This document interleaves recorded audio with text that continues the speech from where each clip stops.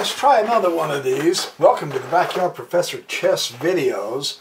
I'm going to work on a wooden board tonight just to see if it can have a good effect on some things.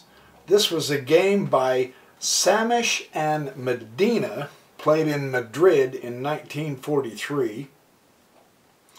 D4, D5, C4, E5. Very interesting opening here.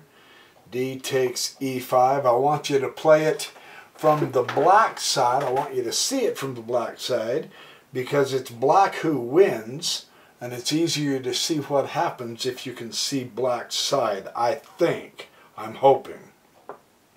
Kind of experimenting here with some different options. Knight C6, knight B to D2, so he's connecting his knights, he's hitting the pawn. This knight is hitting this pawn, supporting it. Bishop to E6.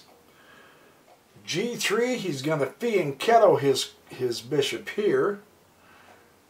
Queen to D7, bishop comes to G2, grabbing the long diagonal along there. Knight G to E7. The pieces look a little cluttered on the camera, but they'll clear up, I think. I think you can see those clear enough. You can let me know if you can't. And then he comes up, Medina pulls his knight on G6, which is interesting. A3, and then they're both developing along good lines. B4, he's pushing his queenside pawns up for space, and Medina castles toward the queen side. That's kind of interesting. And then bishop B2, he fianchettos his bishop. Bishop comes all the way up here to H3 to challenge the king's guardian at the bishop here.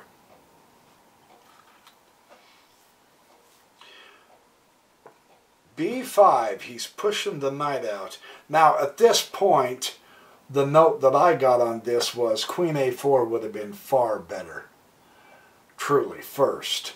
But he didn't. He pushed B5. And what that did is it gave him a tempo to be able to take the E5 pawn. And now Queen A4 doesn't quite cut it because now the bishop's taken the bishop. And the king will take the bishop, of course. But now watch. Now the knight takes the other guardian of the white bishop. And now white is in trouble. E takes F3.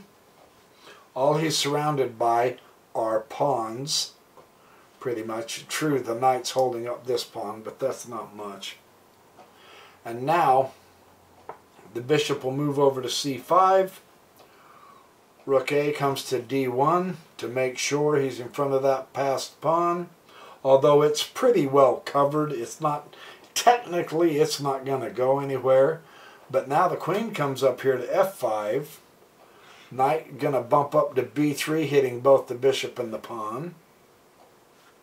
The rook is going to come to D6, which is a very strong move because he's doing a rook lift to get over to this area of the board because he wants to attack the king.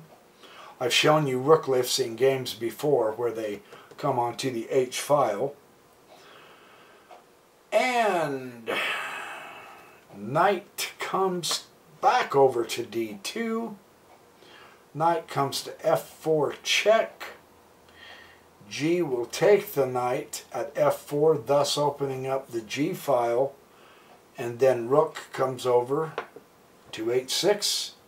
And white's going to resign at this point because his king is... Notice how this dividing line here, the E file, separates literally white's entire force on that side, and on this side there's only the king and a few pawns, whereas he's got a rook and a queen and a bishop. Once black pushes that pawn, the bishop can come into effect. There's nothing that will stop that black pawn from pushing. So that's quite a quick simple game. I'm trying to experiment with a different way of doing this board with the lighting. It's kind of fun to experiment with different ways on how to do the different chess boards and the different chess positions with my lighting to see which is more comfortable. I will be moving outdoors, and that's where I'll use my big board much more, but I thought I'd give this another shot to see how the lighting will work with the chessboard, and I think it does pretty good. I'm going through a few of these games fairly fast. You might want to watch the video a few times, or else write down the moves as I call them out and do them in this game so that you can study the games. But the thing to notice about this is that rook lift and him getting the queen over way too far on the other side, and then all of a sudden switching over to the king side, and all the king had was, notice that triple row of pawns.